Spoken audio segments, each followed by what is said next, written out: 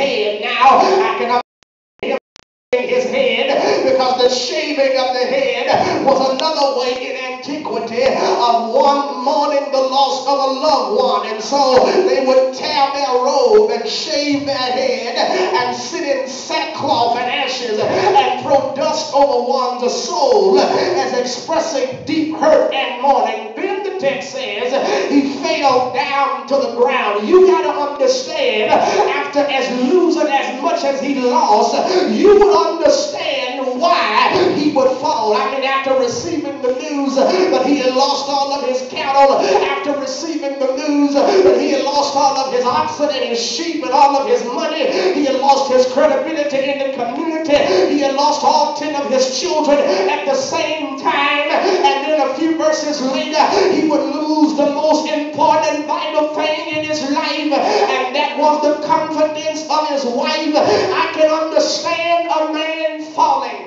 under that much pressure. Yes, sir. But as I studied the text tonight, I got to share with you, my dear friends, that we must understand that Job's fall was not an involuntary fall, but Job's fall was a voluntary fall. You got to understand, Job, he failed with intentionality. Job, he failed, Carter. Job, he failed on purpose. But you got to notice what he did when he failed. The Bible says when he fell down to the ground, the Bible says he worshiped God. You missed your chance to catch it right there. That blew me away, because Job does not fall to the ground in a state of hopelessness with thoughts of anger and self-pity, but he worshiped God. Job teaches us tonight that no matter how wounded we may become on the battlefield of life, Job says we can still worship God. Job is trying to teach us how to get through the difficult times of life, and Job says worship is the path of survival.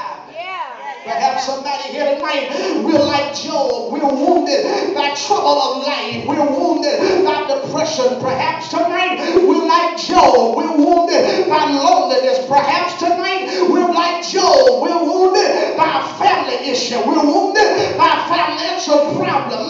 But the answer to your woundedness is you got to learn how to worship God. Job does not turn his thoughts inwardly in self-pity and implode. Neither does he turn his thoughts outwardly, because most of the time we can't go to our family and friends because they got more problems than we got. But Job said, I'm going to turn my thoughts upwardly to God. I will lift up mine eyes unto the hills from which cometh my help. My help coming from the Lord. You got to understand, Job, the Bible says in chapter 42, the Bible says Job would get back everything he lost in chapter 1. Job, he worshiped in chapter 1. And so that allowed him to win in chapter 42. Oh my God, somebody here, you've been wounded in life, but I want you to know, if you keep waking up saying good morning and laying down saying good night, I want you to know tonight there is a chapter 42. But the only way you can make it to chapter 42 is you got to learn how to do the right thing in chapter 1, and that is to worship God. I got to leave you. But Job says you got to worship God in the woundedness of life. That's why we come to church, because worship is the antidote to surviving. Worship is an antidote for depression. Worship is an antidote for suicidal thoughts. That when life causes me to get down on myself, when life causes me to feel like all hell has broken loose, Job said we got to turn our problems to God. Job says I got to turn my thoughts upwardly to God. But then Job says, I learned even in the woundedness, Job said, I learned how to thank God. Understand, my dear friends, Job puts his life in proper perspective. Job says in verse 21, McKinney, Job says, I know I just lost everything.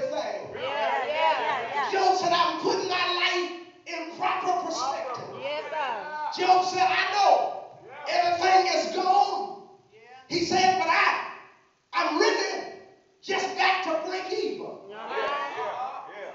Job, how are you back to break even? Job said the reason I'm back to break even is because when I was born in the world, I didn't have nothing. And now that I've lost everything, Job says I'm back to where I was. And so Job said when I was born, I didn't have a stitch of clothes on my body. And now that I don't have anything, I'm just back to where I am. But Job said I can thank God in spite of everything because the Lord gives and the Lord taketh away. Blessed be the name of the Lord.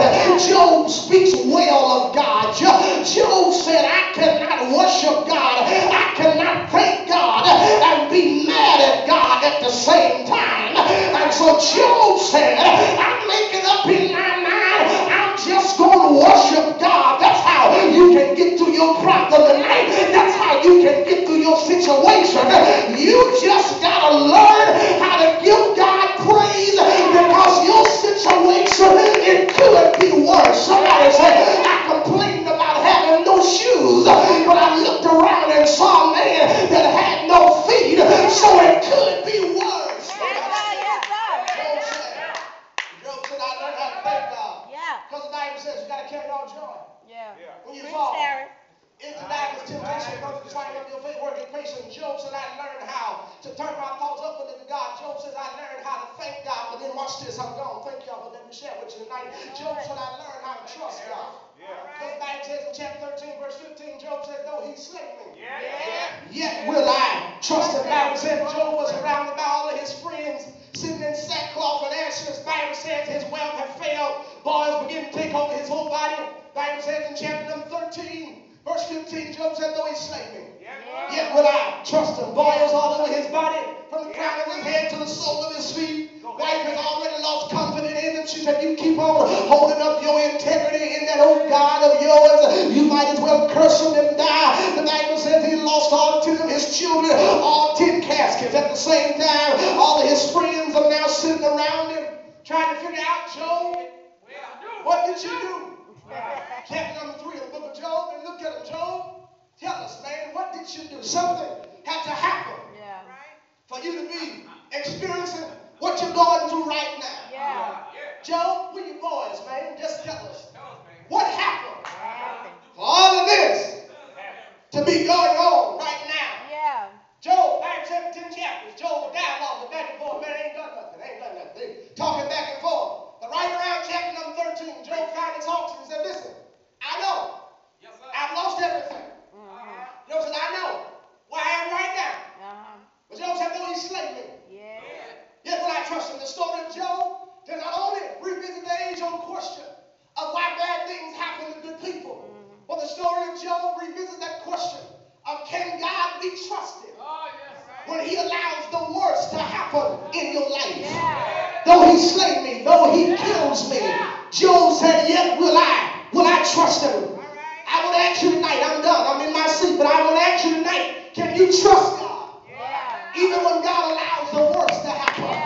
Can God be trusted when he allows you to be laid off from a job? Can God be trusted when you have a car, but then the next day you catch at the bus stop? Can God be trusted when he gives you a new house, but then can you still trust God when you watch that same house be burned down? Can God be trusted when the doctor says it's cancer?